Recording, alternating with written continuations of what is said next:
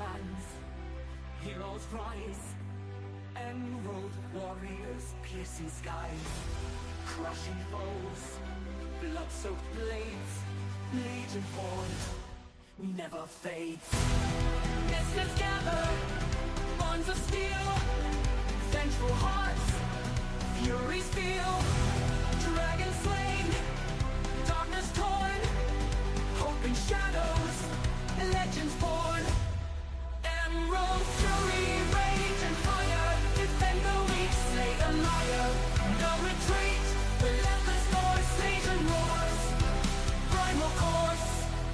Mystic realms, unbreakable chain, undying light, endless reign. Souls ablaze, burning bright, conquer fear, embrace the fight. Through the night, swords to light, heroic hearts, worlds inside, fierce and raw, never yield, innocent safe, battlefield, epic quest, paths unknown, blood and sweat, seeds are sown, shield of me.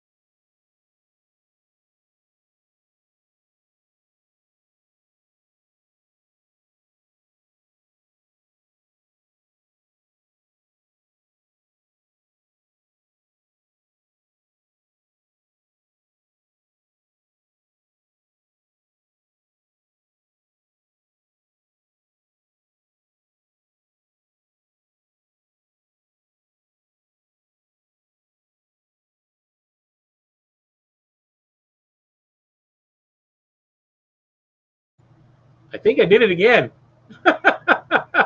As all my players are sitting in the waiting room laughing at me going, yay. I once again started the stream with a muted microphone. Wonderful. Isn't that great? Oh my goodness. I'm so sorry about that, guys. Good. It gives me a chance to do-over because the first time around I was terrible. I'm Deacon Blues, the head dungeon master for the Foreverland Discord server. Also our game development organization, our group.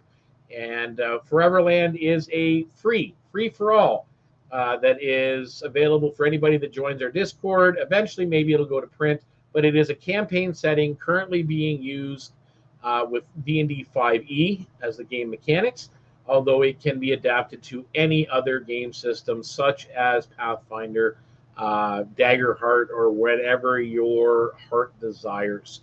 So we will talk more about the Discord another time and a little bit later on. I'm going to bring the players on, though, one at a time to introduce themselves and tell you who they are and who they're playing. And then we're going to get into some of the streams. So I'm just going to give me a moment here, guys. I'm still getting used to getting back into the whole streaming thing. As we have fun with it, we're going to take out the wonderful background setting here and bring you up in here, as I'm going to bring on Rin next. So Rin, you are live and you are here with us. And if you would like to take a moment and let our audience know who you are, where they can find you, and who you're playing.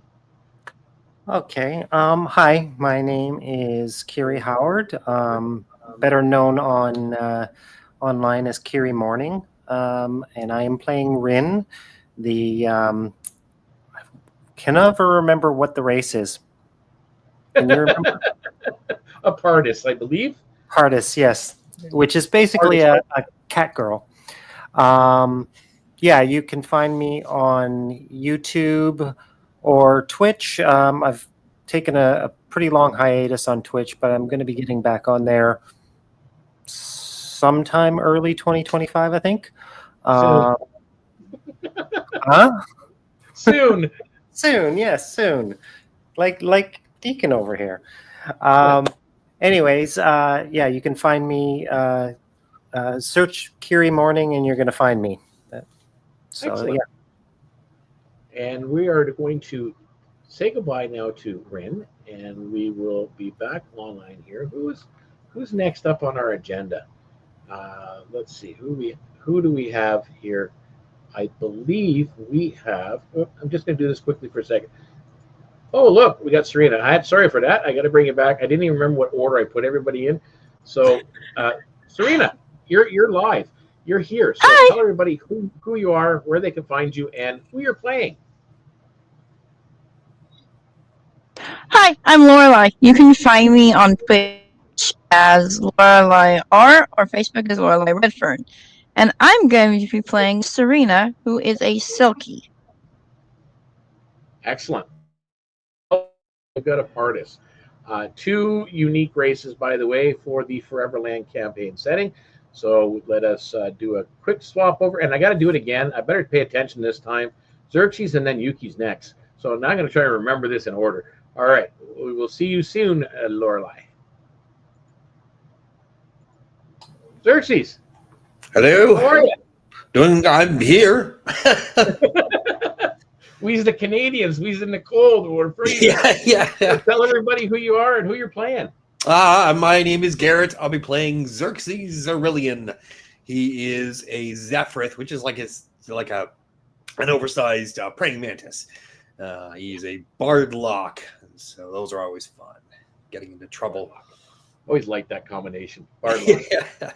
We're going to be seeing a lot more of the Bardlock very, very soon. So we will see you back in a moment.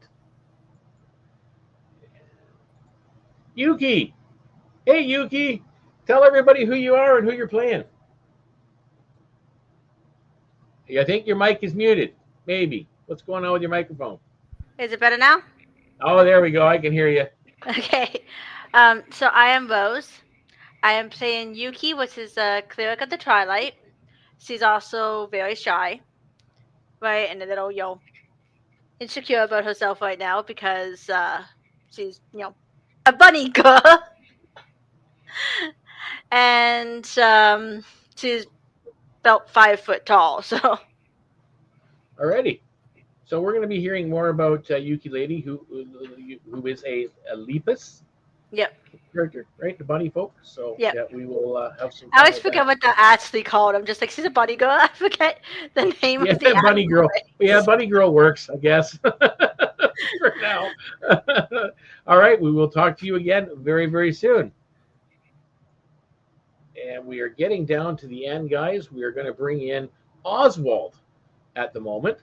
And Oswald, how you doing? Really well. How are you doing? Well, I'm Jack, and I am playing Oswald, son of Oslo. Oswald is a rat-type bird folk and a paladin of the Order of the Oath of Glory. And a rat-type bird folk, for those that are not familiar, is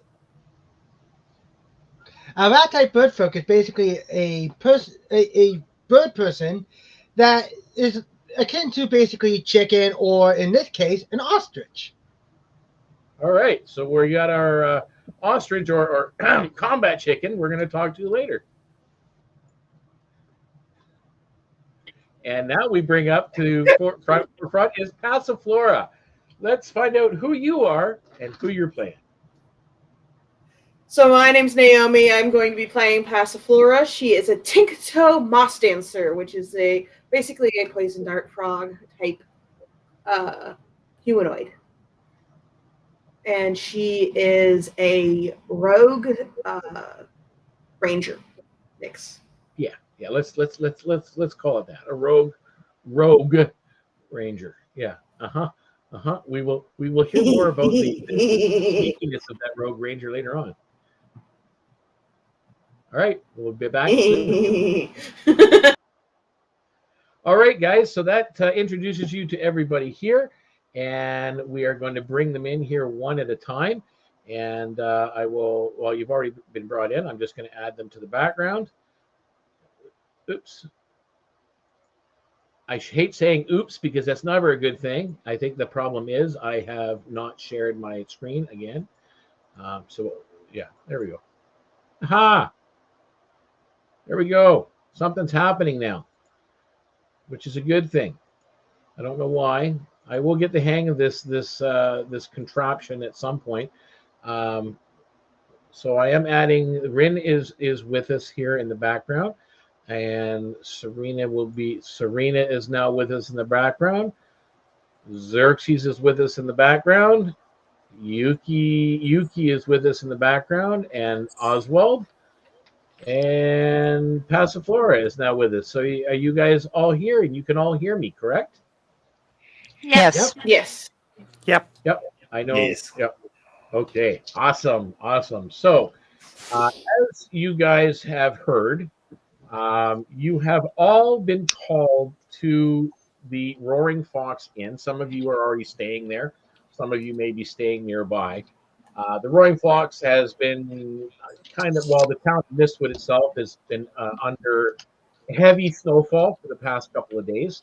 The heaviest that they've seen in about 20 years, at least for a short period of time, such as this, which has, some townsfolk muttering about, folklore and prophecies and omens and all the rest of that stuff, as is normal for small town living. No, I do not, by the way, just so everybody knows, I do not have their facial cameras on just yet. I just have the images of their characters so people can get a feel for what you actually look like in the game. So you have been called to basically have a dinner all together. I mean, you haven't been all together since the night of, ending the battle with the Elder Cyclops, and it's been a while. So the inviting warmth of the Roaring Fox Inn envelops you. It's a very lively hum filled with conversation, as well as those rumors and, everything else going around. Helen Klein, who's the dwarf folk owner of the establishment, she set up this special table for you that is on the raised stage area in the corner by the large hearth and by the back door. It is slightly removed from the main crowd, but close to the kitchen as well as that back door. As I mentioned, the vantage point provides you a clear view of the bustling inn while giving you a very private space to enjoy your meal. The glow of the hearth nearby casts flickering light across the polished wooden table, highlighting the hearty spread of roasted venison, spiced potatoes, and freshly baked bread just for your group. Weeks have passed since your battle with the Elder Cyclops, but the townsfolk haven't forgotten. Their whispers and respectful nods as they glance your way are evidence enough, and Helen herself beams with pride whenever she talks about her heroes.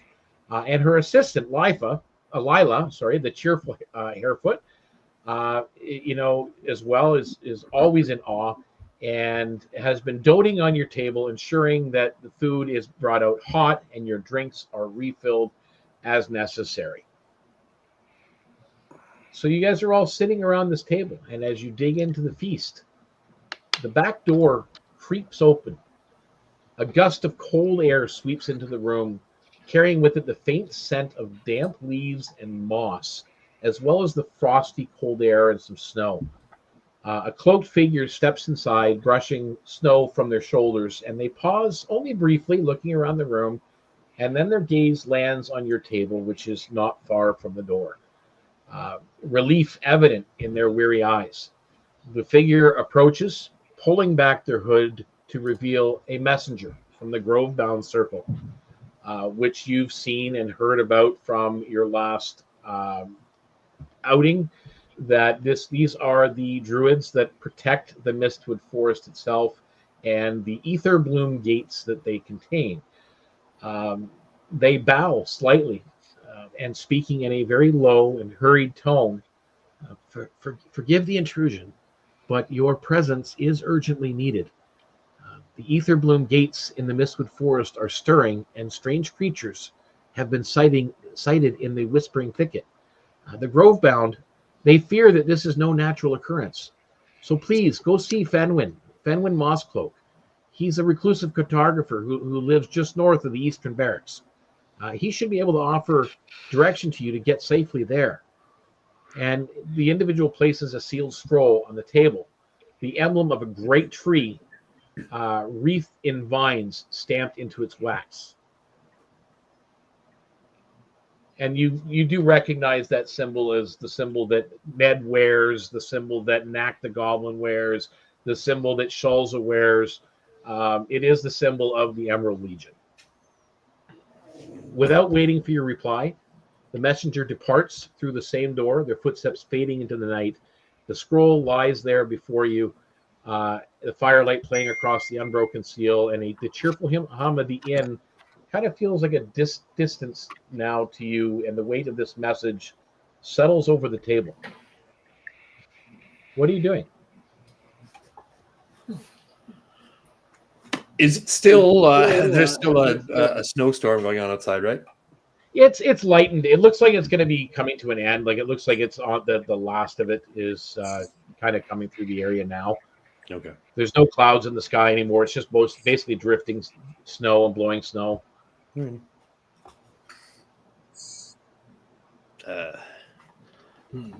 Sounds like we should make our way out there. And as I said, the scroll just sits there on the table. It's got a seal on it. Oh. Oswald decided to grab the scroll and just start reading it out loud. So you break the seal and you just start reading it? I think that are we supposed to deliver that, or did I make that? I mean, did I hear that?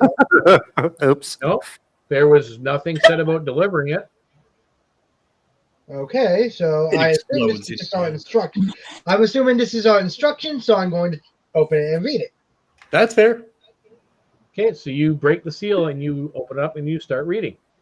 Yeah. It reads, "The Emerald Legion was called to protect those who cannot defend themselves, and tonight the forest calls for your aid." And underneath is the scratched signature of Twig. Oh, yeah, okay, yeah.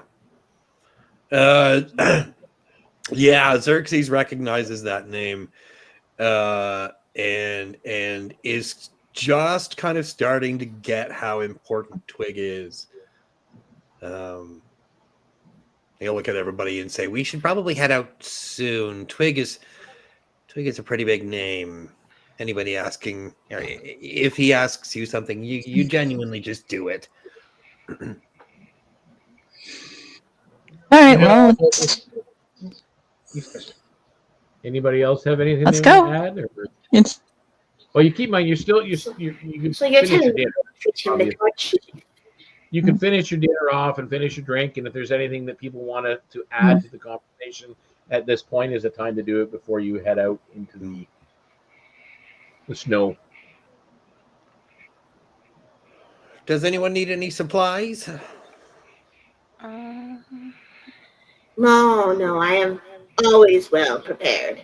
But are you saying that you treat this Twig individual as your chief? I don't know much about him, but I know that he's pretty important in the Emerald Legion. Ned's talked about him, mostly in his sleep, but he talks about him.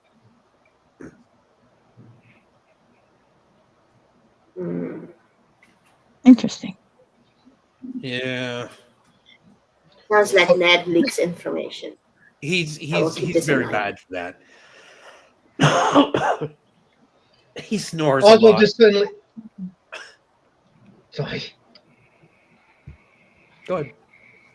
So you guys are Oswald- having the conversation. You notice that Lila, every time the young Lila comes up, she's the young Harfoot, and she fills your drinks. She's really focused on making sure your table is taken care of. And in the meantime, Helen's very, very busy behind the bar and in the kitchen cooking because, Reggie the cook has been off. And there is the crazy goblin known as Gaba running left and right and in and out and underlaying between serving up drinks and food with a smile, strangely enough. And every once in a while running out the front door and doing a face plant in a snowbank and then running back in to get warm. And, Yep. It's absolute chaos. But it's fun to watch, and it kind of distracts not just you for that moment of, a little bit of laughter, but the rest of the room as well, because you've come to know that again, the Middlelands is a very generic, human-based region that is a little bit leery of outsiders and those that are different, and especially the tribal folk, giant folk. They very much a disdain for them normally, and to have this goblin running around that's quite primal and such a joy to be around, though, and it's been kind of a relief for everybody. So it just takes your mind off of it for a moment. And with that, I mean, the meal that you're eating comes to an end. Get down to the last bit of the roast venison, and you empty out your mugs for the last time as you're at the table. Do you head out the front door? Do you head out the back door? Doesn't really matter, to be honest. You can take it either way. Oswald just starts heading out the front door. I was gonna say, if we go out the back door, watch out for the hole that I've dug in the backyard. Why? There's a hole in the backyard? Well, see, the Cyclops was coming, and I thought that it would be a good idea to dig a hole, because, I mean, I come from a hole, right? That's safe. In the town? Well, yeah, behind the inn. Yeah. You were gonna... How was he gonna get behind the inn in the first place? Well, it seemed like a good idea at the time. Yuki says very quietly, did you think the Cyclops would fall in the hole? Well, no, I thought I would climb in the hole, and it would, then he wouldn't see me, and yeah. Oh, so you were gonna run away? Well, maybe a little bit. It sounds like it sounds like Xerxes, you were trying to be a coward for this. Well, no, just not getting killed by a Cyclops. But it turns out we killed him, so it's okay. Hey, he's not a coward. He was smart. I tell I you mean, it what, would have been really useful front for door. me. I mean, I like to hide and then sneak up on people. At least Bug Boy didn't get frozen solid like a rock like you, Combat Chicken. True. Wait, he has wings. He likes to hide in the ground when he has wings. But it's a kind of a situational thing. Are you afraid to fly? Well, no. Hey, why don't we just use the front door? That's probably safer. I'm still going out the back door. I want to see this hole. And she runs out the back door. Xerxes, did you ever go, or is it still there? What's that? Did you ever feel a hole or still there? Oh, but the snow probably filled it in, so that's something. But when it melts, there'll probably still be a hole. Yuki decides he wants to go check out this hole too. So he's going to follow Pasipula to go check out this hole in the backyard. Oh boy, with it being snowy, will I find this hole or will I accidentally find this hole? Well, I suppose only Dave can take it. So who is going outside the back? I mean, I will lead them to the hole if they want to go. Okay, It's just a hole. I'm already out there. Oswald's gone out the front door. Pastor took off out the back. I'm following Pasipula out the back to go find this hole. I'm Oh curious. my god, that's funny. What is your passive perception, Passiflora? My passive perception? Oh no. Yeah. Let's see, passive perception. 16. Okay, you barely, as you walk out the door and you hang, basically you hang a right to go towards the side of go towards the road. You barely make out a slight indent in the snow that just doesn't look right. And you do see the tracks of the individual that came in and dropped off the scroll going around it, but you do see the indent. So you just kind of stop short of it. Yuki, you go out as well. What is your passive perception? Yeah, because she's not going to stop you, which will be hysterical if you do that. Looks like I have a. Let's see. I have a +4 in it. In perception. Okay, but what's your passive perception? There should be a on passive. your- Passive. I'm not sure what a passive one is. 1 second. No, you're good. Passive perception. Are you looking on the D&D Beyond sheet? I don't think I she have has a- it. No, I have a Dungeons and Dragons sheet. So I'm Gotta trying carry to. Oh, of course. Yeah, okay. Sure. I think if you got a +4, I Passive think that makes it perception a is +4. Yeah, so just 14. Okay. Yeah, you basically you get up to where Passiflora is, and you kind of look at her as and she's kind of stopped and looking at the snow, and you kind of take a glance at her as you're moving forward. And how deep is the hole, Xerxes? It wasn't too deep. It's only like a foot or two deep. It's more like a ditch, really. Make me a dexterity saving throw, please. So she disappears. That's the D20, right? Yes. Okay, I'm in the hole. I got a 1. Not even just in the hole. She face planted in that hole. You in the hole, and you also ended up twisting your ankle a little bit. No. You lose 5 feet of movement for the rest of the game session. Oh no. So you're going to be a little bit slower than some. But I mean, you're kind of now you're in the snow and you're covered in it, and yeah, and the rest of you come out behind her except for Oswald, and you kind of see Yuki in a hole partially, and on the ground she's fallen, and Passiflora is standing beside her. Yuki's probably wincing in pain a little bit from a twisted ankle. So at that point, you kind of gather yourselves back up, and you manage to work your way around to the front of the building. While Yuki did all that, I was kind of perched up on the railing beside the door, just watching everything with a cat-like curiosity, shall we say? Okay. Maybe while Oswald is at the front door, just going, "Where did everyone go?" So Serena also went out the front door. Okay, so Oswald just talking to Serena, going, "Where did they go? We went out the front door and they didn't follow us." Serena and Oswald, you guys can make me perception checks. Okay. Maybe I'll put up a sign. Passiflora is snickering right now. There we go. Got some faces on the screen now a little bit. Anyway, I rolled an 8. you rolled an 8. Okay, and Serena 24. 24. You definitely hear a commotion going on behind the building, or sort of beside the building. What is going on over Something's there? definitely going. Yuki Definitely is going very on. embarrassed. Yuki is very embarrassed. He goes, "I fell in the hole." Oswald just says to Serena, "I'm going to go see what's going to happen with them." So you guys step forward to investigate and peek around the corner, and sure enough, you see the little railing that goes up to the side door.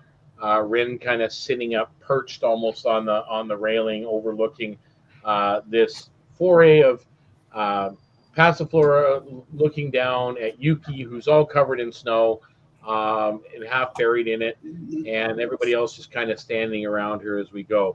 So you guys regroup, and you begin to move out onto the street, and you head to the Golden Road itself, the main road, which, I mean, trudging along, there's still been some horse traffic.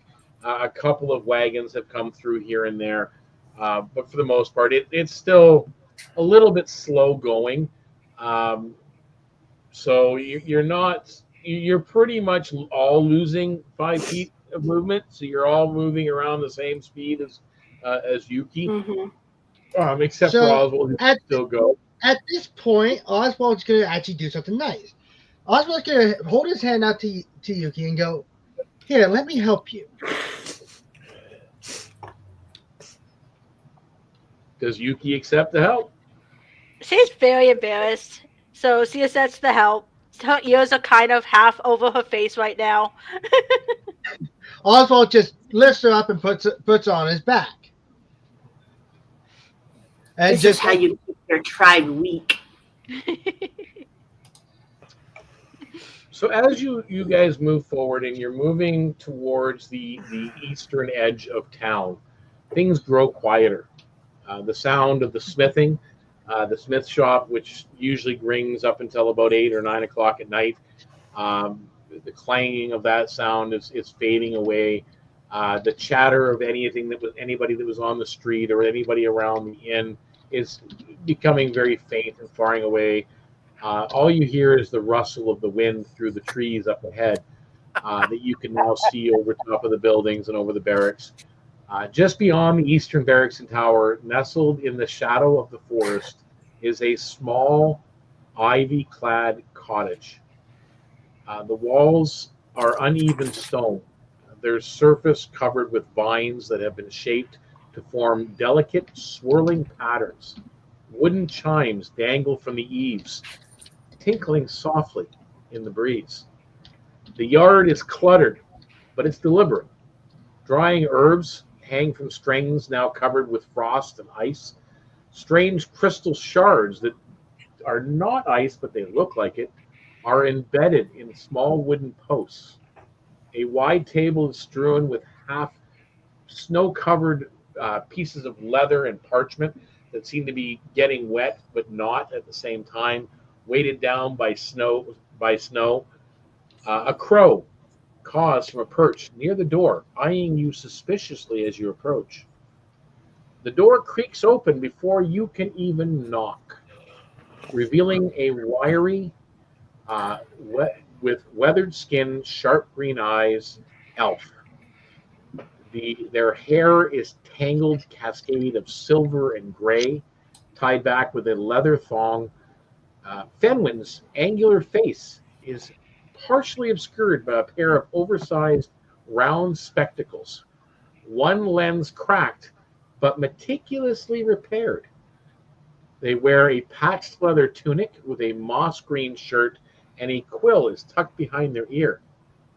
The elf regards you all for a long moment, looking at you in the cold, and then speaks in a voice that is soft but seems tinged with irritation. I know that look. Adventurers, yes? Yes. Oh, here to trample my yard and demand my expertise, and then leave me to clean up the mess. Who are you? Sounds like you need to guard your territory better. I am Fenwin. Who are you? I'm Rin. Serena, What do you want? we're here on behalf of the Emerald Legion. It's a paper that said we were supposed We to actually have something we're doing here? Cool. We got a note. Oswald, show them the note. Yeah, Oswald just bows in and goes, we have a note from our superior Twig. We were told you would help. What are you talking about? He holds We out are his hand. part of a group called the Emerald Legion. You've already said that. And his hand is still holding up, being held out. He's giving you the note. So you hand him over the parchment? Yep. He waves you inside without even looking at it. The interior of the cottage is just as cluttered as the yard. Stacks of parchment, jars of glowing powders, bundles of herbs hanging from the rafters. Fenwin gestures to a set of mismatched stools near their work table. Sit, but don't touch anything, especially the jars. I just had an incident. Yeah. Sit.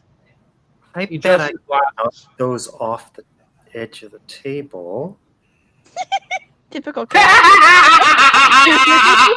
Oh no! Oh no! We have that kind of a cat. Oh no! Oh no. Oh no! Okay, so we'll start with Ren. Ren, what are you doing? I walk over to see how easy it will be to push these things off the edge of the table. Okay. Are you cautious with any of them, or are you just trying to clear off the table? I'm going to do it very. Like basically, if there's something breakable, are you just going to shove it off, or is it mostly like the papers and that you're just trying to? I'm just basically anything that's going to make sounds. Okay. You're being a cat. You're being I'm a being cat. a cat. There's a couple, like there's a mortar and pestle that's there. There is On the floor. There is an empty jar that's there, On and there the is floor. so that is what you are doing at this moment. Serena, what are you doing as Ren is doing all of this? So we were told to come in and take a seat. She is look to see what Rin is doing, and then is going to do as instructed and go and find a seat. Okay, so you go and find a stool to sit at. Oh, and I'm What trying about- to have the most innocent look on my face the entire time. Yep. From front, you shove things on the floor, and you're sitting there with a look of innocence about you. Serena, you've gone to basically sit in a stool. Xerxes, what are you doing? Well, you see Rin doing this, and Serena doing what she was asked to do. Okay. I'm going to come in and take a seat, and I'll notice what Rin is doing, and I want to time it so that the moment that she knocks the jar over, I cast Minor Illusion to create the same jar in the place that the jar was.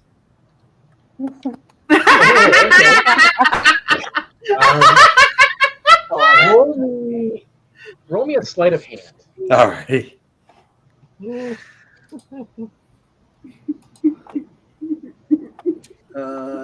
bad, actually. 17.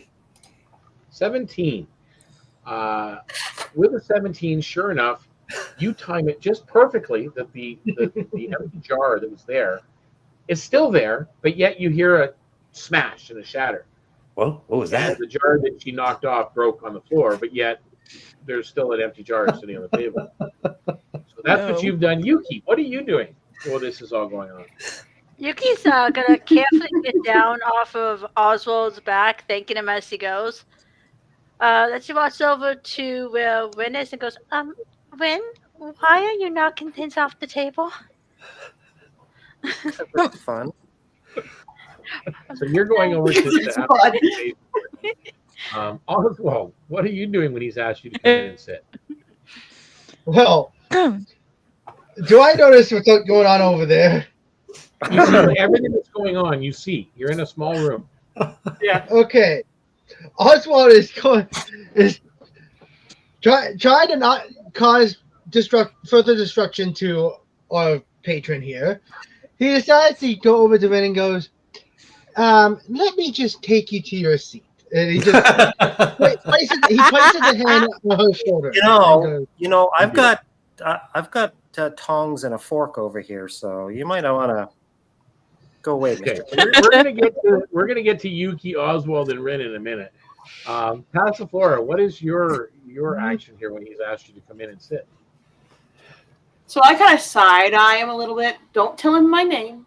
Kind of look at everybody else like, don't you dare tell him my name. And then go over to where they're supposed to sit, but not sit on purpose. Okay, And so then you're just kind of stare at Rin, kind of snickering.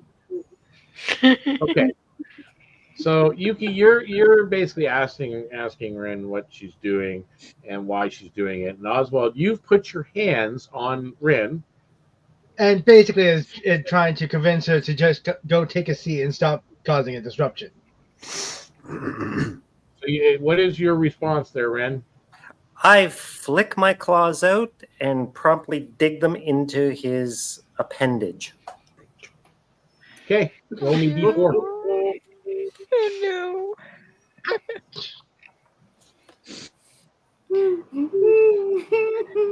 Yuki just kind of goes, well, he did kind of deserve that one.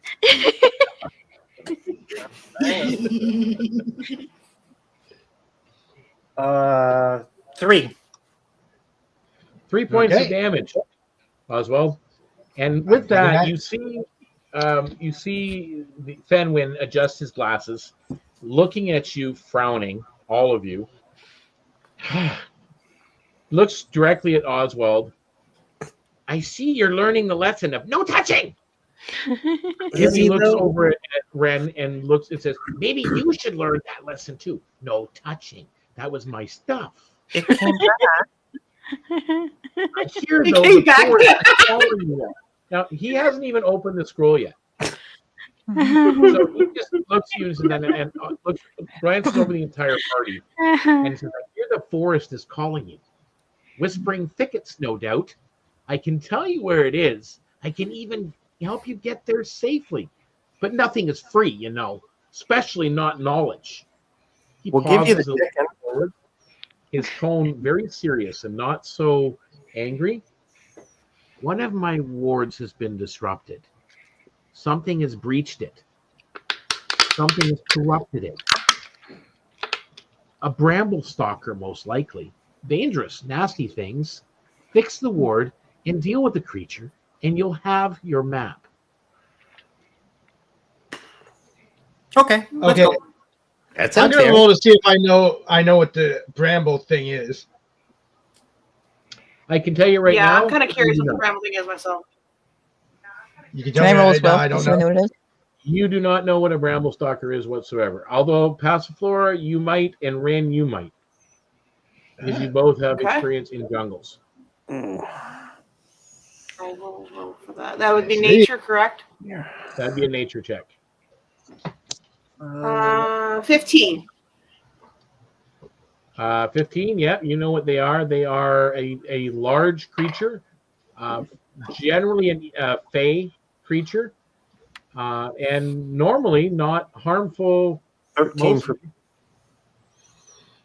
Yeah, anything above a 12 with your guys' backgrounds, you would know that normally it's they are fey.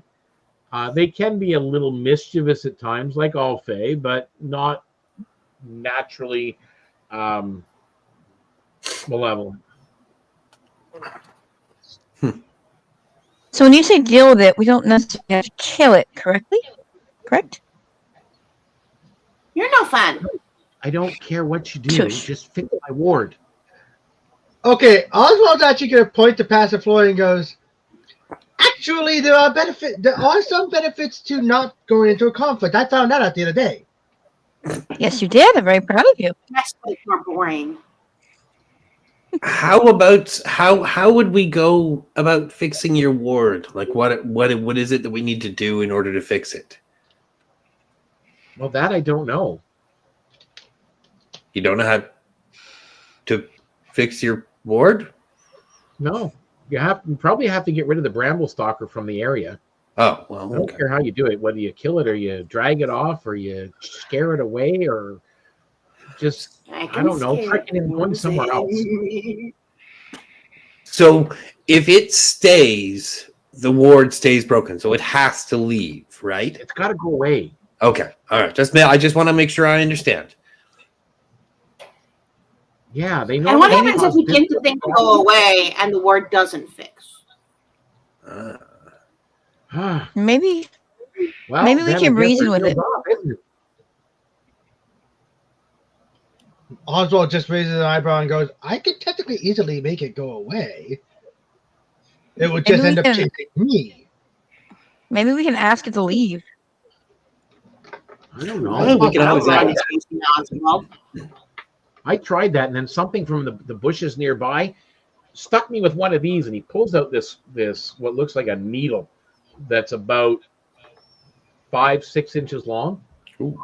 This came flying out and stuck me, so I got out of there quick. Oh, Wait, well, but that needle didn't actually come from the bramble thingy? No, it came from somewhere in the bushes. Huh. Okay, that's good to know. when you were trying to talk. Hey, Deacon. Yep. I sent you a DM.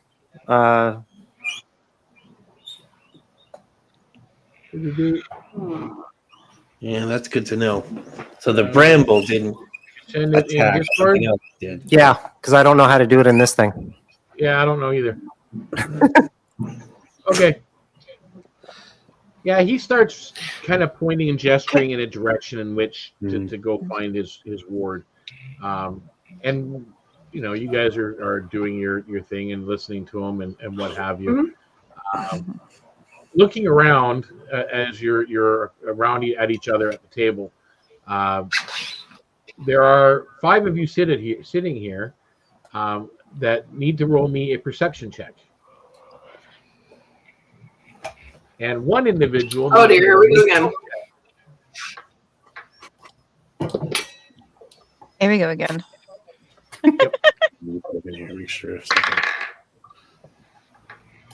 And what is the stealth roll, Rin? Oh my goodness! Don't show me your dice. I can't see it. Huh? No, not you. Oswald was trying to show me his clear dice with white label mark. Yeah, I should. On stream. Yeah. I can see that. Yeah. Unfortunately, I don't get a plus on my perception, so I got 5. I got a 24. Dirty 20. I got a nat 20. I got a 25. Oh man. Okay. Nice. Well, a dirty 20 doesn't beat a nat 20, so that doesn't see it. However, those that at 24 and 25 definitely do make out the fact that Rin just slipped out the front door. Fuck. Excuse me. Sorry. You guys, I think the corner of your eye, you're like, oh, whoa. Hey. Oh. And that's what gets the rest of your attention is the fact that 2 of your party members just kind of went, hey, and they're looking towards a door that is closed. the cat left. Somebody's ambitious. Jeez. She beat me to it. Eager to get on the job, I guess. The rest is following suit behind her. Passive floor follows. Yeah, I will also follow along. Yeah. Follow along. Yep. Oswald will do the same because he wants to make sure that Rin doesn't get himself in trouble. He just picks up Yuki and puts it on his back again. So as you make your way When he picks up Yuki, he makes like a little squeak noise. So as you guys get out the door and you're kind of following the pointing direction that he mentioned, Fenwin mentioned to go, and you see up ahead Rin is just kind of almost prancing through the snow. This path to the disruptive ward is marked by those wooden posts that you've seen with the odd crystals that are set inside them. And as you approach, they light and pulse softly like a heartbeat as you move past. That's cool. And you follow along, and it actually leads you into the Mistwood with the fog overhead and heavy above. Anybody that's taller than 3 feet can't see anything other than like faint outlines like 5 feet in front of you. And you do make out, though, every once in a while you see the glowing of those little crystals inside the wooden posts. The trail winds through patches of wild undergrowth and tall swaying grass. The air is heavy with the scent of damp earth here and pine. Not so much snow. Snow hasn't really reached the ground. As you approach the clearing ahead, the glow of the post fades, replaced by a dim, flickering light emanating from a circle of glyphs carved into the ground. The clearing is overgrown, thick brambles twisting, crawling like skeletal fingers across the soil. The magical ward is clearly failing here. It once bright symbols are now cracked and faint, pulsing erratically.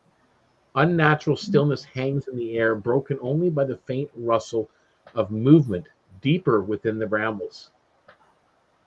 Suddenly, a low growl reverberates through the clearing, and a pair of eyes gleam from the shadows, bright, malevolent, and green as poison.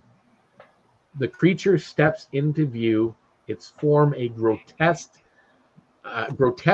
shape of wolf and thorny vines, spiked bristle across its back, and sickly aura of corruption radiates from its twisted body, causing nearby plants to wither as it comes out. The ground trembles slightly, and smaller shapes can be seen in the actual tree line that are stirring in the undergrowth. The brambles themselves seem to come alive as these twisted figures move amongst the foliage, wooden limbs cracking as they shamble around. This corrupted creature lets out a piercing howl. With that, who is actually Rin would be the first into the clearing, I believe. I was going to say, as we were heading towards it, I would stealth because he had said that he got spiked by that thing. So I don't, I would have been wanting to stealth ahead, but that's up to you. Oh, you want to stealth up ahead a little bit? Go past Rin? No, like as we're going up towards it, I wouldn't pass Rin. I'm just saying I would be stealthing as we go that direction. That So makes stealthing sense. behind Rin. Yes. Just like off to the side, That way I'm not being revealed by someone else. Okay. So we are Rogue is playing smite. You guys And it's can an now see 18 for the stealth. Okay. You are stealth.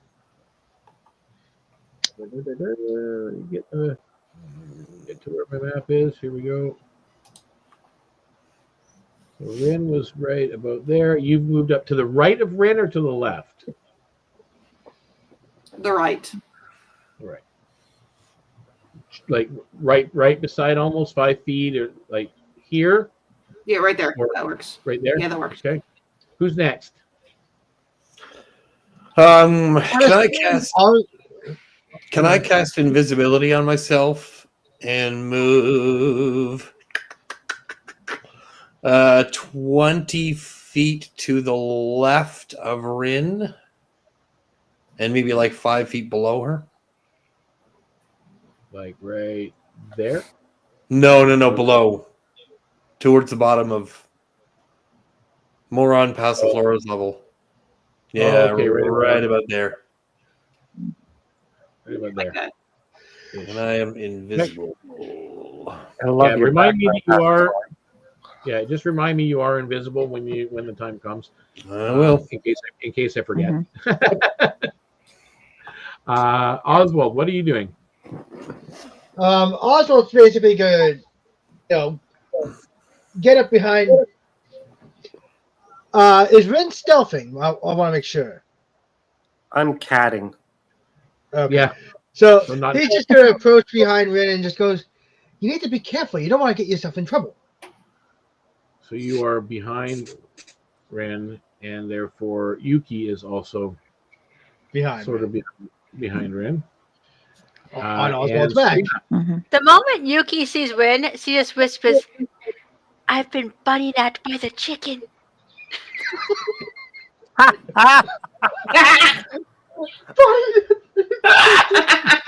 Rin just doubles over laughing and totally breaks any kind of seriousness of this mood. Okay, so Rin is now laughing. Even with whatever's going on across there, I'm just pissing myself now. Okay, so Serena, where are you going to? And near Passiflora, but I'm also kind of keeping an eye out for that spike thing, and or is it something that cannot? Okay, you broke up there a lot. So you're walking Can she through roll spiked to see if the creature that howled can be reasoned with? Okay, well Yes, I'm watching for the spiked creature. creature that howled is here. The large wolf vine thorny thing is there. The movements in the bushes, you see something back there, something back there, and you think you see something over here. The one directly in front of us, can I roll or something, or can I tell this can't be reasoned with, or Roll me an insight check. okay. Let me roll. Nat 20. Okay. You're pretty sure that there's something wrong. You're not going to be able to even communicate with this thing. Okay. Okay. So with that, we are going to roll. Initiative. Yep. Just a minute, guys. 19. Dice.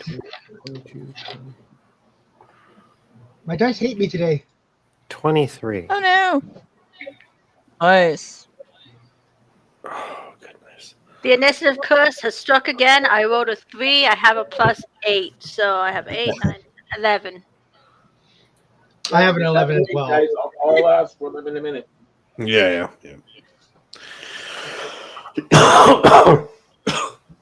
All right. So let's go through here. Ren, you are laughing. So you will get disadvantage on your Oh, yeah. on your initiative roll. Okay. So what is your initiative now? Straight initiative, 19. Right. And that's your with disadvantage? Well, that's without my initiative bonus, yeah. Oh no, disadvantage is you roll it twice and take the lower of the two numbers. Oh, okay. Okay, I got the same thing. Okay, well that's a good thing. Nice. And then you add your initiative bonus. Yes. Now you just Well, I got a +4, so either one. It was 23 or 23. You pick. We're good. We're good. And what about you, Serena? 21. 21.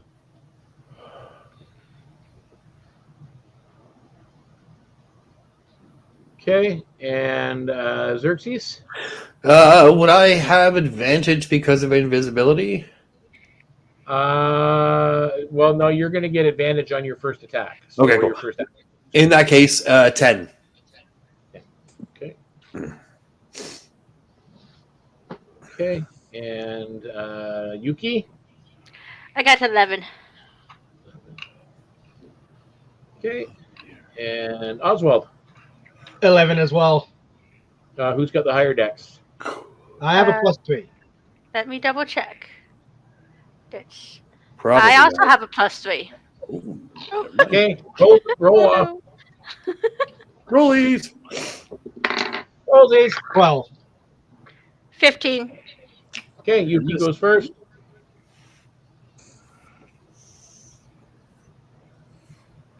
And how about you, Passiflora? And Passiflora. 22. Oh, nice. Nice. Nice. Gotta love Dread Ambusher. Yeah. Oh, goodness. Okay. At the top of the round, we have Let's see. Laura.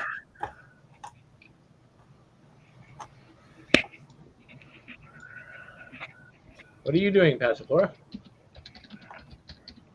So, what I'd like to do is stay as stealth as possible. I'm looking again for the spiked creatures. I'm aiming for the spiked creatures if I can find one. And I'm going to Okay. try and stay stealth and stay away from the party some. So probably moving well, to the right of the map. You think you see those things in the tree line. Mhm. You get disadvantage to hit them. 5, 10, Uh-huh. 15, 20, 25, 30, 35, 40, 45, 50. The closest one is 50 feet away. Get 50 feet away. I want to move 35 feet to the right, Okay, so you are staying going. in the tree line so that I can stay stealth. Sorry, how many feet? 35. Yes, I know Right to there. moving speed is usually 25, but because of Dread Ambusher, it is now 35 for this one turn. Nope, that's fine. I understand. Okay, so that's where you are. And 5, 10, 15, 20, 25, 30, 35 feet away from it.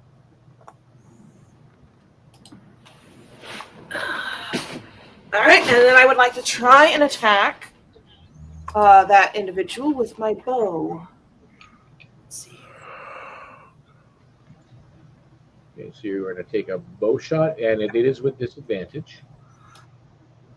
Right, because my thing does not fix that issue. And I've already moved. So I can't. I don't really have it yet anyway. I do not. All right. With me being hidden, does that help at all with the Oh, yeah, sorry, I disadvantage? forgot. Thank you for reminding me that you are remained hidden. So yes, you get basically advantage, so it cancels each other out. So it's just a straight roll. Right, it would be normal. All right, I will do that with my longbow then. That's distinct. Nat 20 for a 28 to hit. So your That's arrow nice. pokes into something, and it sounds almost like splintering wood. So you're not sure if you hit something or you hit a tree, but you definitely hit, and you hit hard. Roll damage, please. How do you guys? How do you do your nat 20s? Damage wise. You're going to get double the damage. Double the damage. Okay. Yeah, So the damage it is 7 normally, so that would be 14. 14. Okay, so you've done 14 damage to And the individual, this or whatever this thing is over here in the tree. and Okay. because of Dread Ambusher, I get to roll a second attack.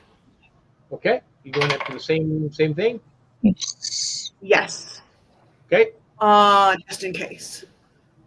And that one is a 19 to hit.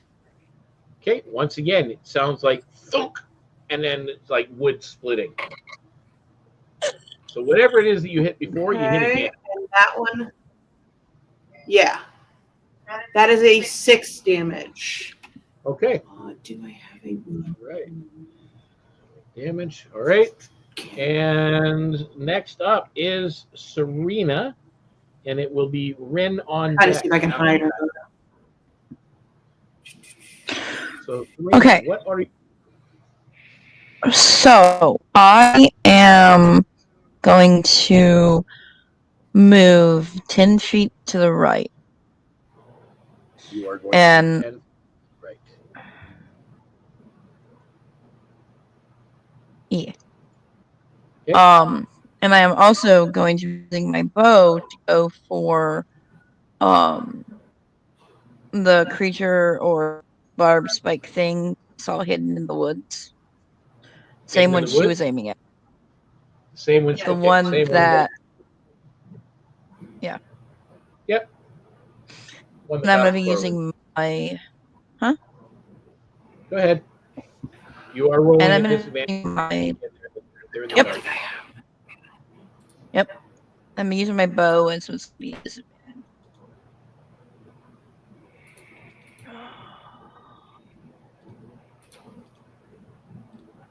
Alright. So,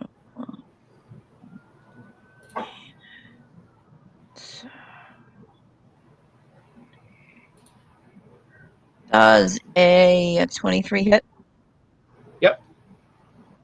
Okay.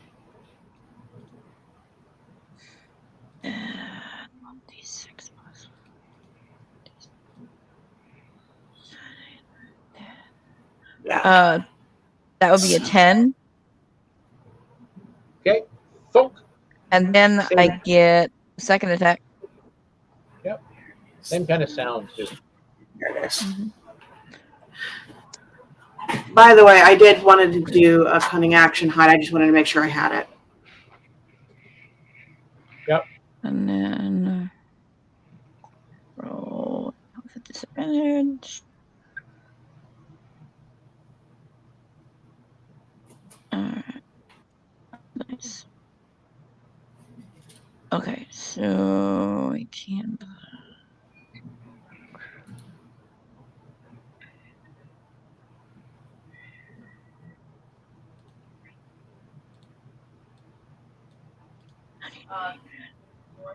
Uh, 25.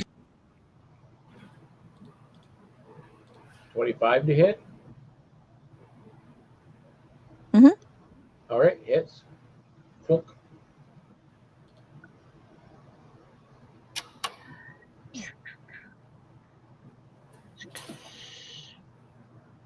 $10 damage again. All right.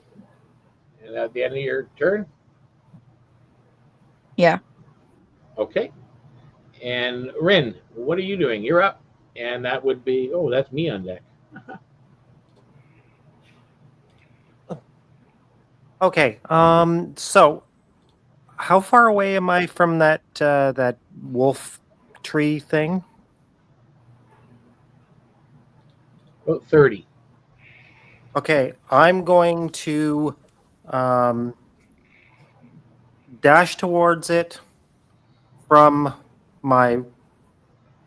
I'm going to acrobatically dash towards it and whip out my fan and attack Without your fan?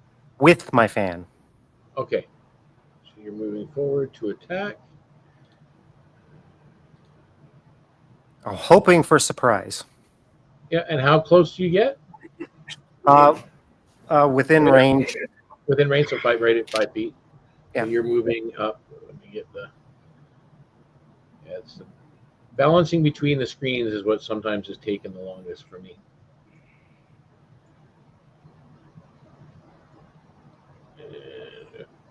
Yeah, so, sorry, it was actually 45. My bad. So Oh. let's stop. Let's go back to where we were. Oh, okay, it's counting. So that's 30 feet. But you're going to do a dash action as well? Yeah. So instead of getting my 2 attacks, I'm only going to take 1. All right, so you're going to get right up to it. Okay, I will let you go first for your attack. Cup out of the way. Come on, baby. 17 with where is it?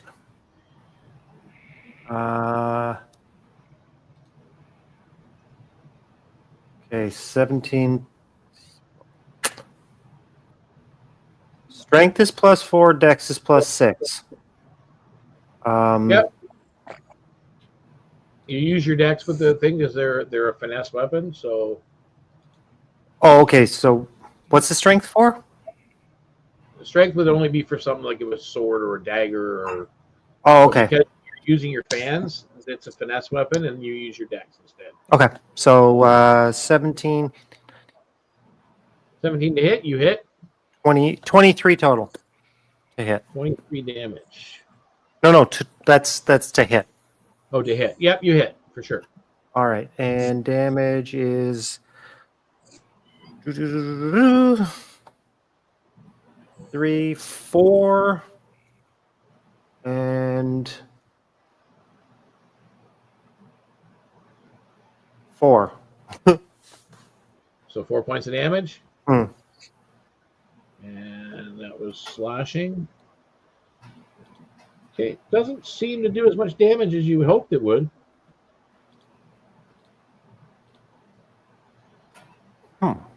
As you slash into it, and at the same time, now I need you to make me a Constitution saving throw. Oh dear. Oh, I'm gonna die.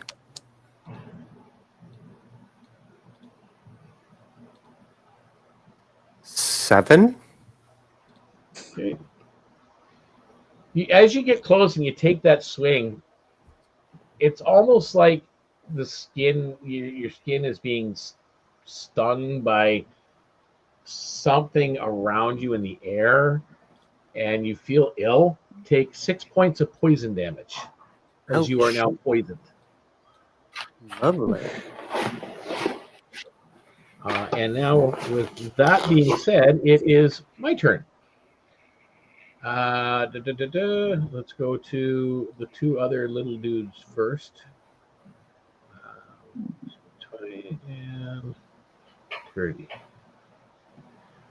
Let's see what went in there. 30, 60. Okay. So we're going to go this guy. 1, 2, 3.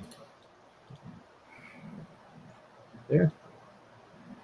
This wiry looking, looks like a piece of brambles itself, like a partially looks like a cross between the brambles and a twig and a stick, but it's tall and big, and it's got these sharp needles and that on it. Comes out, it's got almost like a skeletal face in the actual wooden thing as it comes out towards you guys. It moves, and then this one moves there. And that one looks a little bit smaller. It doesn't quite look the same. It doesn't have the sharp, spiny needles on it as they go. And you are 5. Now let's see, who's the biggest? Oh, I guess that would be Oswald. I'm at Chicken for the win. 20, 25, 30. Okay. And that's going to be...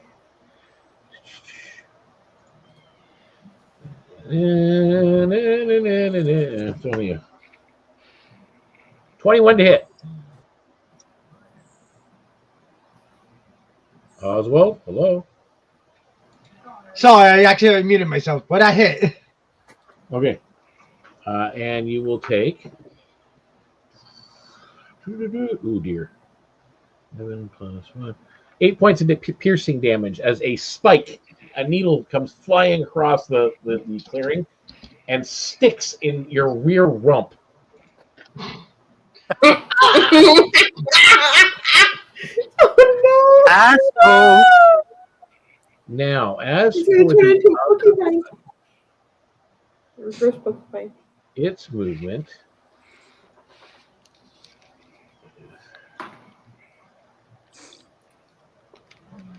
not going to leave the thing, so it's 5. That's 15, 20, 25. And it will take an opportunity attack from Ren, and it will stop there.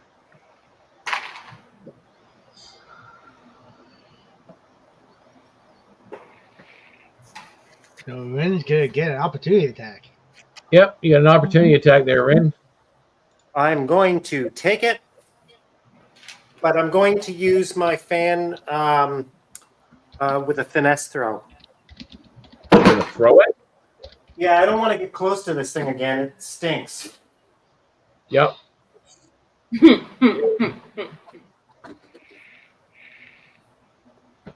Okay, so I'm going to do a finesse throw. I have a range of 30/120. Yep, not a problem. All right.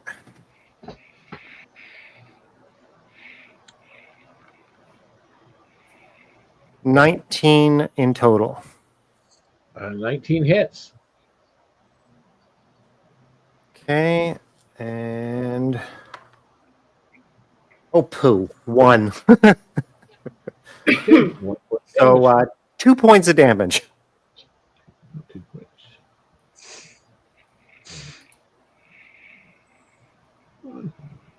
Okay, excellent.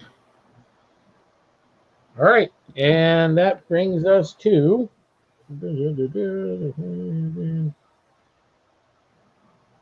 like Yuki, you're up.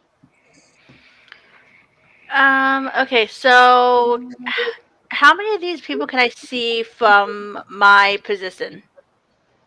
You can pretty much see all of them, Okay. except for the one that's way off in the bush that Passiflora and Serena were in.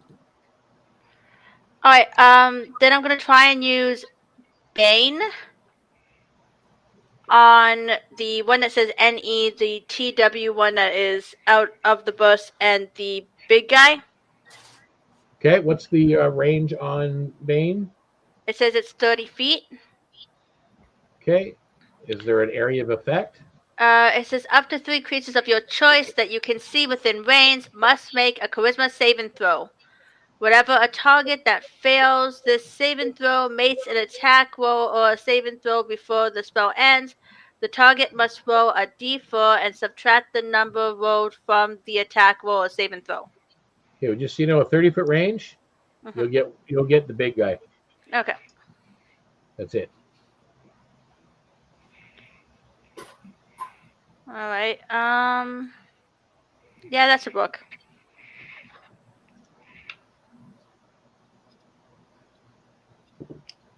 Okay, rolled a 7 on a saving throw. He failed, obviously. And that gives him a -4 on his rolls.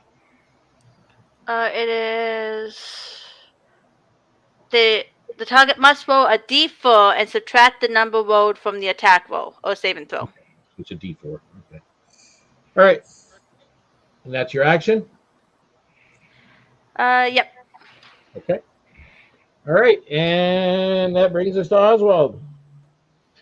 Okay. I decided that I'm going to do I'm pulling out my pike.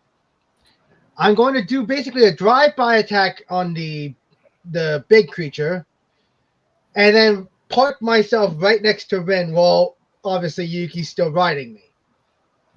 That sounded wrong.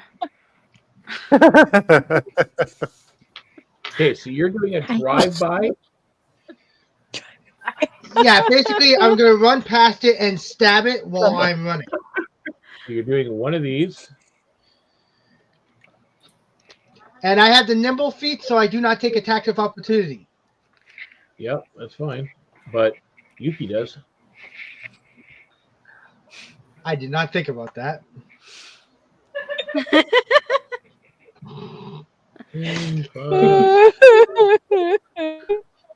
We'll get to your attack in a second. Oh, my dog. Yuki, does a 15 hit you? Let me check. What's the saving thing I need to check for? What's your armor class? Armor Armor class.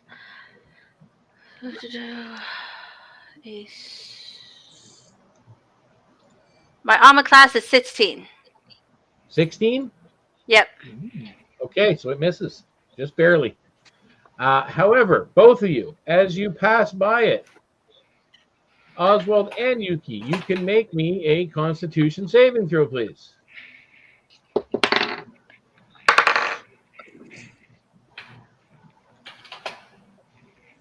That's an 18. Okay, I got an 18 plus 3, so that's... so you're fine. So both 21. of you are fine as you get past. So make your attack roll on this large thing, Oswald. Nat 20. Nice. Double your damage. Okay, gotta double check what my pike's damage is. Okay, 1d10. And I believe a pike is a stab weapon. Yes, it's a piercing weapon. A 10-foot long piercing weapon. Yeah.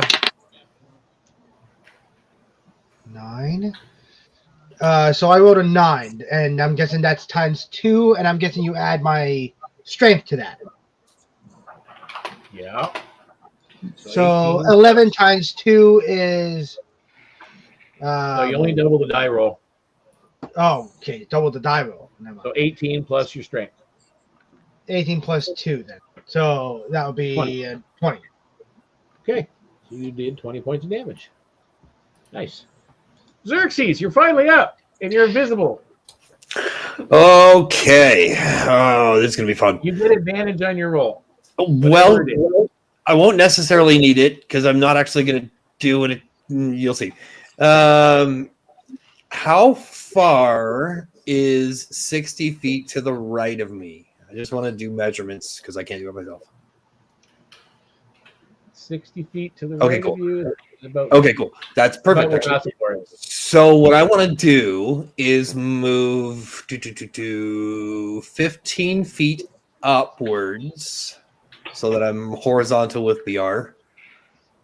And then 20 feet. Another foot, 5 feet. Yeah. Let me see. Is that right? Yeah, that's right. That's right. And then directly 60 feet to the right of me, I would like to cast Conjure Animals, which in this case is actually Conjure Insects. So Now there's a litany right of rules with this, so I'll just kind of go over it quickly. way over here. So when I cast this, I have advantage on strength saving throws when I'm within 5 feet of the pack, but I'm not, so that doesn't matter. The thing is, however, this is kind of the thing. Whenever the pack moves within 10 feet of a creature I can see, and whenever the creature I can see enters a space within 10 feet of the pack or ends its turn there, I can force that creature to make a dexterity saving throw. And it takes damage if it does not succeed. Okay, how big of a range area of effect is the swarm?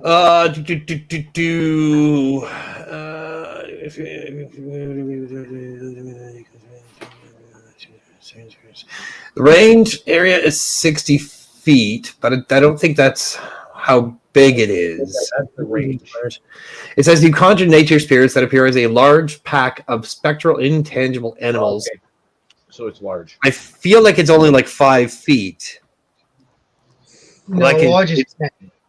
Yeah, No, like it it's says just like a cluster of specifically large. bugs, what have you. So it is. I'm going to assume it is large. Yeah, it does. It does specifically say large. And you did it basically here. Yeah. Can I move it up one more? All right there. That's perfect. Right there. Yeah. Yeah, right there is perfect. Right there is perfect. So that's the swarm. Yeah, so the two top monsters shouldn't come within 10 feet. I mean, they can if they'd like, but they'll take a buttload of damage if they do. Nope, they're not quite 10 feet. Well, they can't come down any further, so that's close. That's what I wanted. Okay. So they're I'm trying to cut off one side of the battlefield. What else can I do? Bonus action. Oh, you know what? I will give Bardic Inspiration to Yuki. Okay, so Yuki, you now have Bardic Inspiration on your next turn. How does that work again? Is that a D6 or a D8?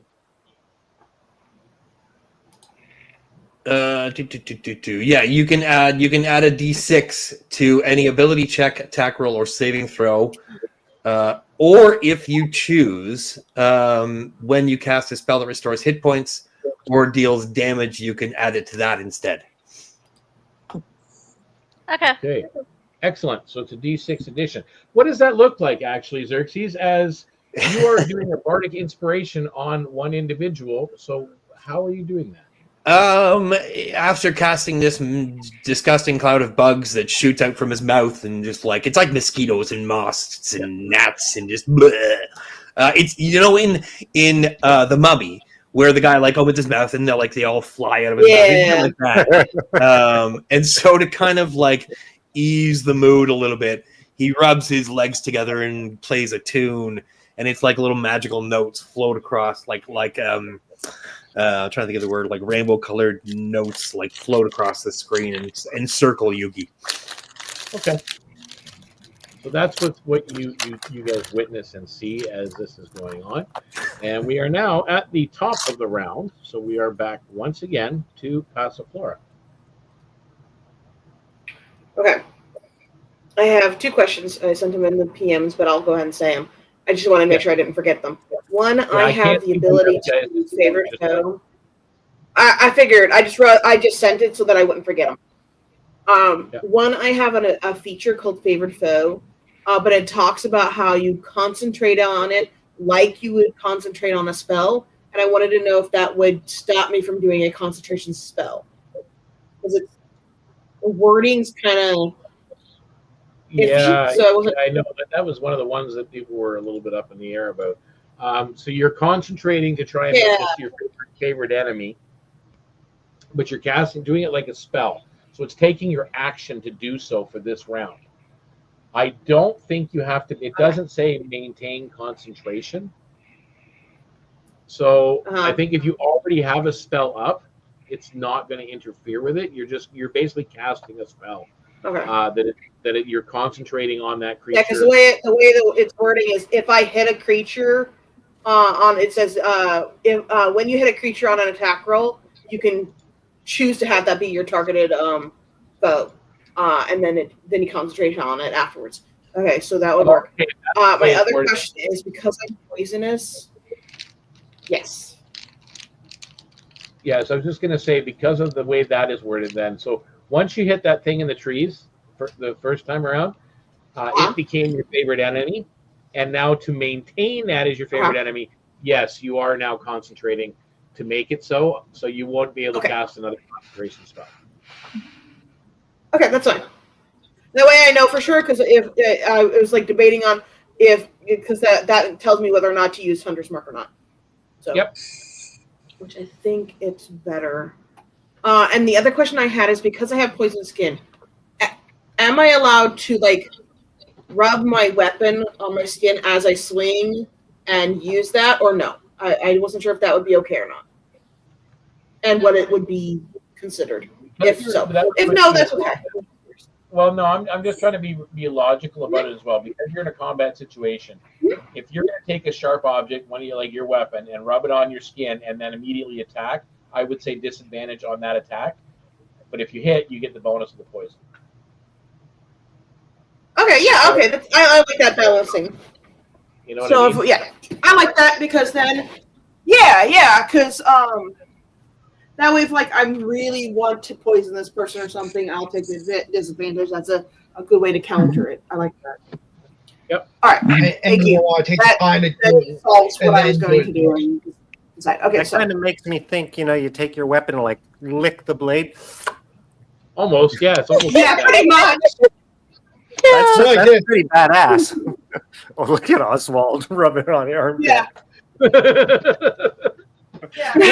more likely it is, because again, it's a skin, right? Yeah, I played a different character in a different game, and they had it where it was a bonus action to do that, which was cool, but it interfered with a lot of other bonus action things. So in the long run, it wasn't worth it. But yeah, it's still kind of a fun idea. I think what I'm going to do, since I can't see we still can't really see the one we were attacking, correct? No, you can't. It hasn't moved from the bush. So maybe you took it out. You don't know. Right.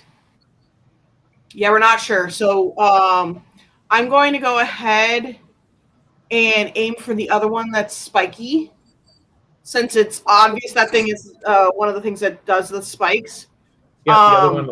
I'm going to shift a little bit, because I'm trying to make sure that they don't find where I'm at. Yeah, Oswald knows that. I'm trying to stay stealthy, and that way I can try and get advantage and different things like that. So if you're shifting, roll me another stealth check. Okay. That is a very bad roll, but we'll find out what the add to that is. Let's see. That is. Oh, that's right. I can do that. Thank you. Special ability. That is a 17 for a stealth. Okay. And where are you moving? I just need to shift a little bit so that they're not knowing where I am when I shoot, and I want to save some of my movement, so that after I shoot, I can hide again, so they don't, so I can keep them guessing. Basically, is what I'm trying to do. Okay, so you moved, you shifted a little And bit. then I will go ahead. Huh? Roll away. And it's with advantage. Alrighty. Yeah. And since I haven't triggered the favorite foe yet, what's the +2, 4? What is the Hunter's Mark? I am going to use my bonus action to cast Hunter's Mark on the creature I'm about to attack. And we're going to concentrate on that because it does a better dice roll. And then I will shoot with my longbow. Yes. I don't know why I did it that way. Gotta roll. And that would be advantage because I'm hidden, correct?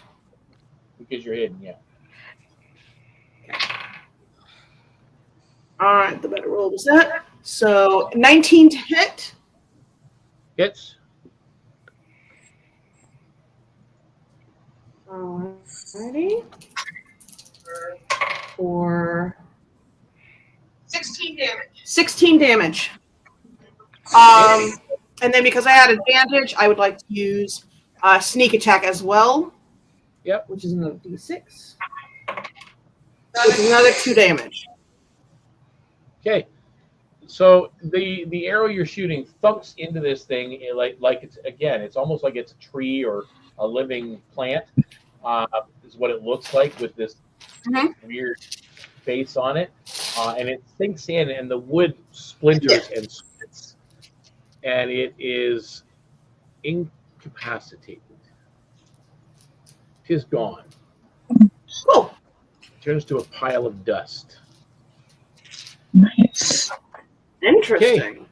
Next up is Serena. All right. I am going to try to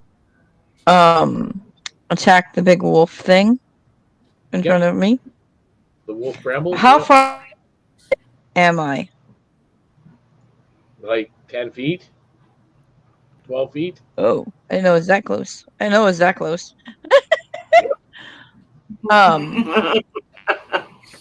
You know what? I'm that close, so why not? I only live once, right? YOLO. I am. Yeah, YOLO, right? Yeah, YOLO, right? I am going to melee attack it. Oh, longsword. So you're going to draw your sword out and rush in there and smack it one. Okay, so you're right up close. You swing. Go ahead. So, because I am hitting it with a melee attack and smite, it's also going to take effect. Because it says when I hit a melee weapon, I can expand one spell slot to deal radiant damage to the target in addition to my weapon's damage. Yep. So, I got a nat 20. Okay. Double your damage. So that would... Huh?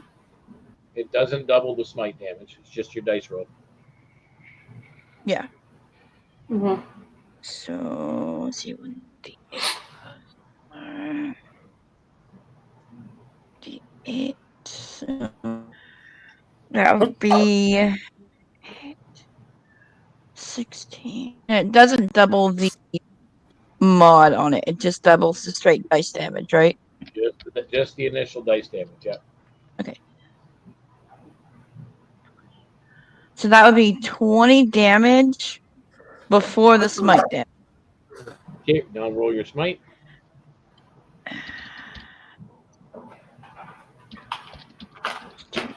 8.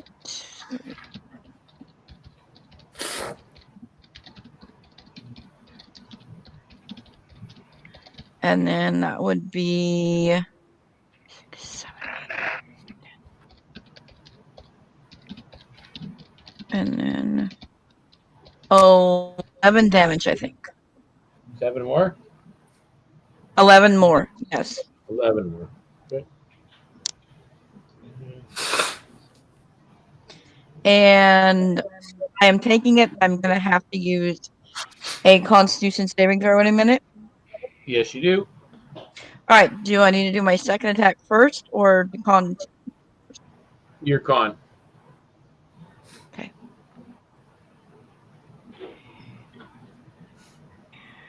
Con. 20. Oh, wow. I have good stats. Am I okay? What's that? 24. 24? Is that what you said? Why am I? I'm not hearing nothing. Hello? Yeah. Is my thing not working? What'd you roll? Yeah, we can hear you. 20. Yeah, it was just 24. quiet. 24. You're just cutting out, that's all. Oh, okay. Okay, yep, you hit. Oh, that was the con. Oh, that was a con. Okay. You told me to made it. roll a con saving throw. Yep. That's fine. Now roll your to hit for the next attack. Okay.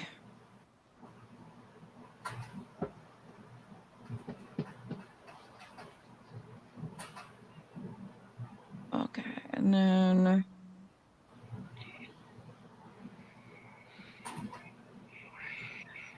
26 to hit.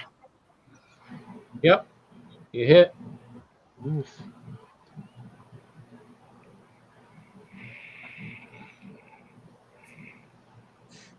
Okay.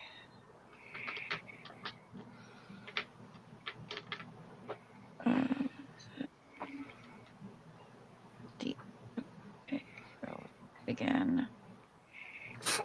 Okay, 6 plus 4. 10. No, wait, hang on. No, wait. 6, 7, 8. Yeah. Okay. 10 points. Okay.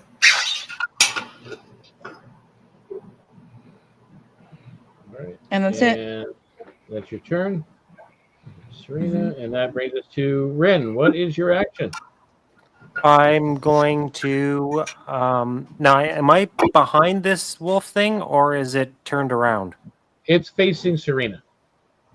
Okay, so I am going to use my my finesse throw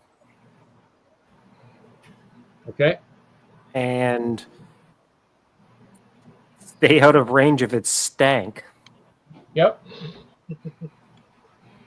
18 and hang on, 18 and what? 19, 20, 21, 22, 23, 24. 24. You hit. Okay. 4, 5 points. 5 points. Okay. And that's your action?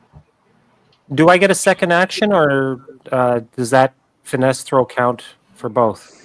Okay, well, you've got, okay, so you're using the fans to almost like a boomerang to come back, right? Right. Yeah, you can take well, if you normally have 2 attacks, then yeah, you get 2 attacks. Okay. I wasn't sure if that was only for melee or... Nope. Oh, Deacon, did I notice if the radiant damage did more to it? No, it didn't.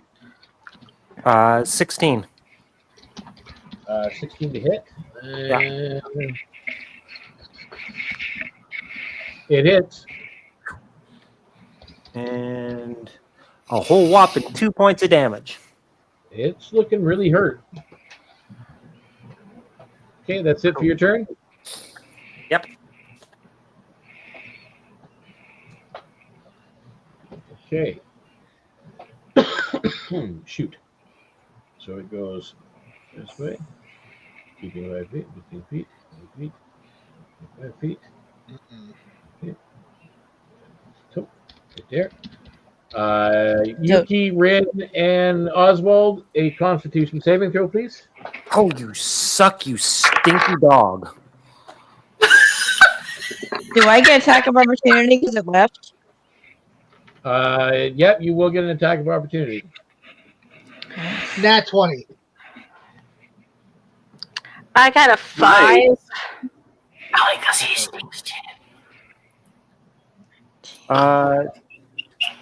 16. And a 16. So you and Oswald save. Yuki, you were 4 points of poison damage. Ouch. Oof. And what is your 26 attack? to hit. I think Oswald only saved because he's stinky too. He can fan the stank with his wings. 26 to hit. That's funny.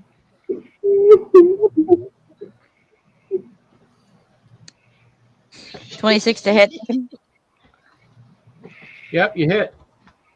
Okay. Dear.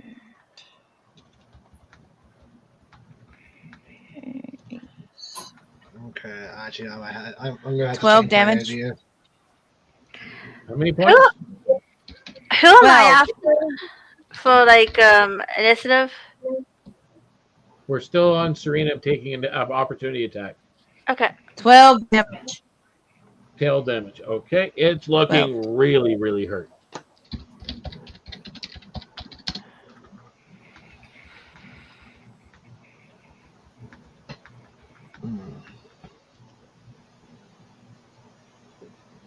Okay. And it is still my turn because it just moved there. So you got poisoned. And what it's doing at this point is I need saving throws again from, well, let's figure out where everybody is.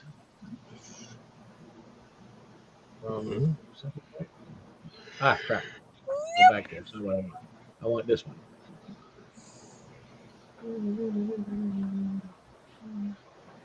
Oh, yeah. That'll be everybody. Everyone. That'll be everybody. What is it that I'm rolling? You're going to be rolling a saving throw for. Did that 1 second. Looking it up. A dexterity saving throw, please. Does it have to do with poison? No. Okay, cool. Never mind. I got a 16. Oh no. 19. 13. Okay. 23. 23. Anybody under 13? Me. I got a 4. Yeah, you take 11 points of piercing damage. Oh no! Ouch. Well, that was Everybody else nice. take 5 points of piercing damage.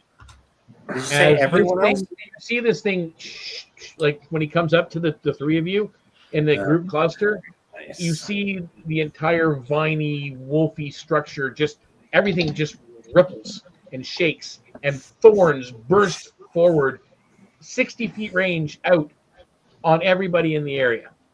We all became pickens, I see. That The wasn't ones that very even nice. saved? These little thorns just thump, thump, thump, thump. So I missed what you said. Did you say everybody who saved got 5 points? Yeah, everybody who saved got 5. Ouch. Got half damage. Youch. Now, with that included the other thing that was in the bush with you, also took the hit. And you notice that it crumbles to dust. This thing that did the shaking and trembles, you see it start to wither. And that was his last-ditch effort and the last bit of negative corrupting energy it had. And it withers away to dust. Oh. I go over to that pile and scratch on it with my feet, like kick it back like litter. Okay.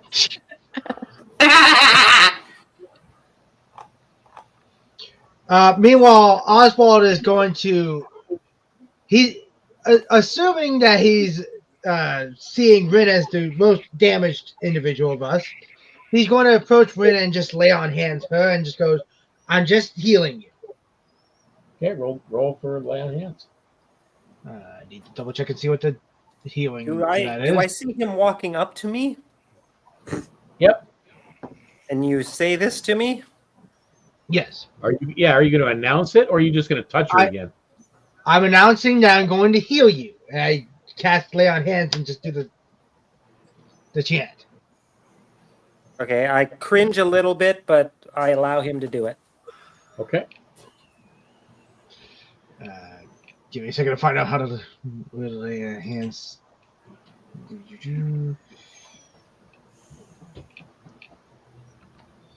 So what's everybody doing now that you're standing in this clearing? You see the faded wards that are kind of flickering and crackling. You see some of those posts with the crystals that knocked over. What are you doing at this point? Isn't that one still in the bushes? You don't know. Do you go look? Yeah. Actually, I was going to say that's actually what Past Flora was planning on going and doing. Because she had How much already hit points are you down by? earlier. There's a pile of ashes there. Scritch, scritch, scritch, scritch. Just out of curiosity, is anyone within 10 feet of the cloud of bugs that's still there? Oh shit! Yeah, Passiflora and Rin would have been within. And I'm heading over there myself. I mean, if I saw the bugs, I probably would have gone around. Okay, cool. I just want to make sure. Yeah. Before people start moving, is everyone within like 30 feet of me?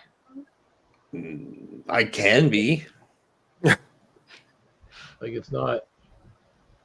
That's about We can- 30 feet. can be. Yeah, everybody was at one point except for Xerxes, and he can always move into the range. Okay, well, since everyone's like out of battle right now, I'm gonna ask people to come a bit closer. Yeah, sure. I will take this opportunity to make the bugs disperse. Okay, so you get rid of the And bugs. Vin, how much hit points are you down by? Oh yeah. Took damage. So 11. while like right now, I'm gonna try and cast a 11 spell. hit points. Okay, what are you casting? I'm gonna cast Prayer of Healing. Nice. Right. Okay. Up to 6 creatures of your choice that you can see within range. That you each regain hit points equal to 2d8 plus your spell casting ability modifier. Sick. Wow. Okay. So roll the So dice. roll 2d8. Maybe I might not have to do this. We got an 8 and a 4. So 12 points plus your spell casting modifier bonus. Brings me back up to full. Check my spell casting modifier. I'm back to full. I think that healed pretty much everybody almost. I'm pretty sure. Yeah. I don't think we took too much damage. Is it the spell casting ability one? Yep. Yeah. That's plus 4. Holy cow. So 16 points of healing, right? Jeez. For everybody in the party. Yeah, I'm doing it for everyone in the party, including myself, kind of thing. Very nice. Okay. Well, that brought me You back guys up. You guys have taken your actions healing everybody. Can You've done that, and now you're standing in this clearing. What Can I do an Arcana? Sorry, I apologize. Yep. Okay, I was just going to kind of go around, but we will start with you this time. What Can are I you doing? do an Arcana check to see if I can try to figure out how I would go about repairing these arcane sigils or wards, what have you? Yep. Okay, so basically what you find, there are faint remnants of the ward that are around. Some of these posts have been knocked over and somewhat. Roll me Arcana or Nature, whichever one you choose. Definitely Arcana. Wow, nice. 24. Okay. Nice. 24. You definitely figure it out. And as you stand one of the posts upright and you clear off one of the sigils where it is, it starts to glow in that area strongly for about a 5-foot radius. Okay. So there are several of these posts that would need to be fixed. Okay. And what you sense, what do you have anything magic on you? On me? I think I do. Give me 1 second. I'm pretty sure I do. Yeah, I have the Amulet of Health. And that just gives you bonus hit points, correct? No, it makes my Constitution score 19. Nice. So what is your Constitution score normally? Oh, wow. That's a good question. It's a very good question. 1 second. I will it. Normally, it is a 14. So for right now, as soon as you do that, you feel a little weaker. Oh, your dear. Constitution right now is 14. Oh, dear. Okay, let me get rid of that. You basically created a 5-foot radius anti-magic zone. Okay. Alrighty. I get you. Okay, so I'll pass along that information to the rest of the group. So this you is guys what I can all did. take This is that. what happened. You show them you show everybody how to do it and so on. Yeah. And you start reactivating it. Is anybody doing anything else in this clearing? I'm going to investigate around to see if there's anything else that might be of danger or of interest. Okay, roll me a nature check. Where is it? I wish these things were in alphabetical order. Yeah. Right. There it is. Nature under intelligence, right? Yep.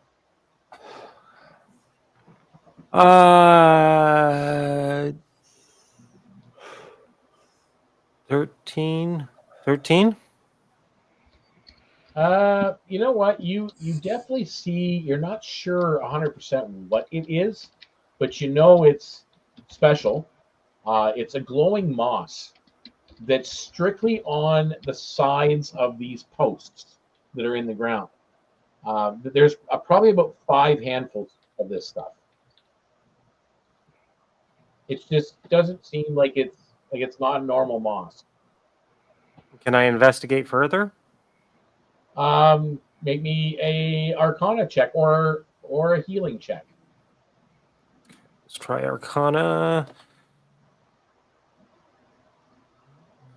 10. No, you have no clue. Can I assist Hey, Rin magic with that? people, come here. You can go have a look yourself. Oh, Yeah, I say, hey, magic people, come over here. I'll come over there. Yeah, you can roll an Arcana or a healing check. Oh, Moss, and you I'll roll definitely see that Arcana. moss is not normal. What is healing? Medicine check? Medicine check, sorry. Oh, wow. I'll roll that instead. Oof. I'm gonna get down from Oswald and come over there Yeah. too, just to see what's going on. Point out the glowing moss. Well, I could've Only a taken you over 13, there. unfortunately. How much? 13. 13? Okay, yeah, you have no clue. Yeah. What I missed? My internet went out for a second. There's this glowing moss that's growing on the side of these ward posts that just seems out of place, and everybody's trying to figure it out, like what it is. You What can do I need an to roll for Arcana- that? You can roll an Arcana or a Medicine check. If we can't figure it out, I suggest we very safely collect some and bring it back to. I apologize. I can't remember what the person's name was. I'm Benwin. gonna roll a medicine check. Okay, go ahead. I got a nat 20 plus 6. Oh, okay. So, I rolled Arcana, and I got a 19 plus 6. okay, so you both figure out it's glowing moss herb is all it's called, and it acts. You basically you take a handful of it and you eat it. It's a one-time healing potion that does 2d4 plus 2 healing. Nice. There you go. Nice. So there's 5 handfuls of it. Boop. I'm gonna nicely tell Rin what it is. Ooh. So when she says that, I start collecting it. You're going around. I'm sure some couple other people are just grabbing it as well. So as a party, you have 5 doses of this glowing moss herb, which, as I said, is 2d4 plus 2 healing. If you take one handful. So with that, you guys make your way back to Fenwin's cottage, his homestead. And again, you go up to the door, and without even getting to the door, it opens. He's not standing in the door this time. It just opens. And as you make your way inside, he's sitting there smoking a pipe. It looks like he just finished eating some kind of soup or something that's on the wood stove that's in the back. And he's just sitting there, and there is a rolled up piece of parchment on the table. And he's, so did you do it? Yep. All done. Give us money. Yes. Oh, no, I'm not giving you money. Take the map and get out of my house. Rin. But I want money.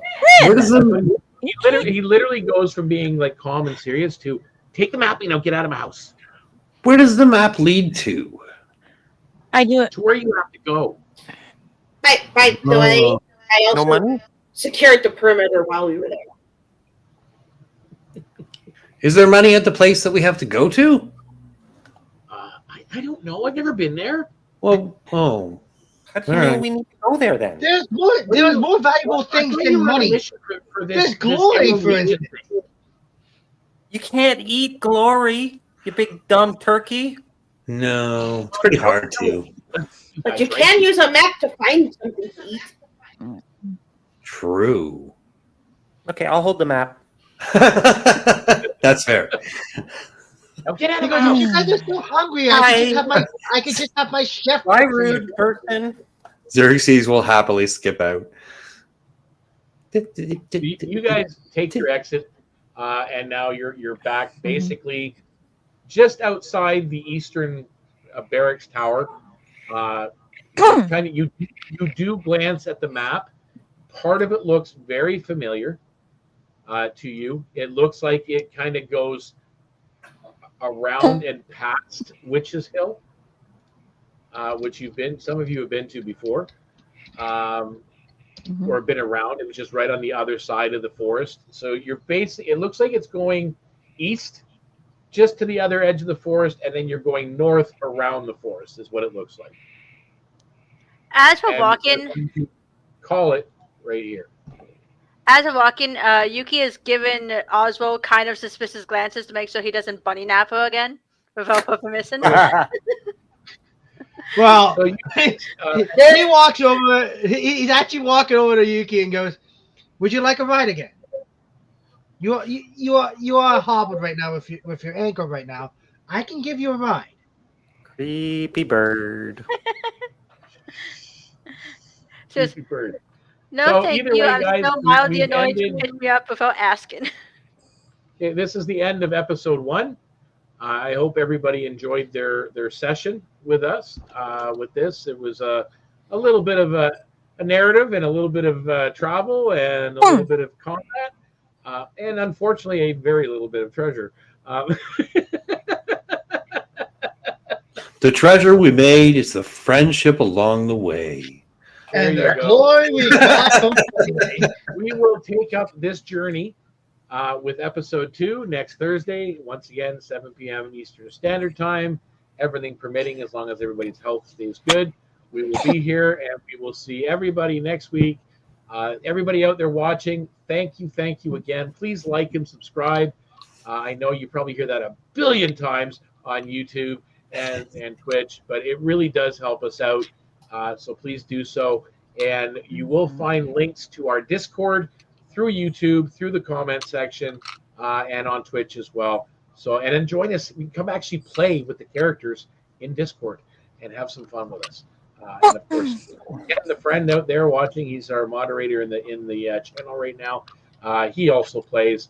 He's Gabba, that crazy goblin that I talked about back in the tavern.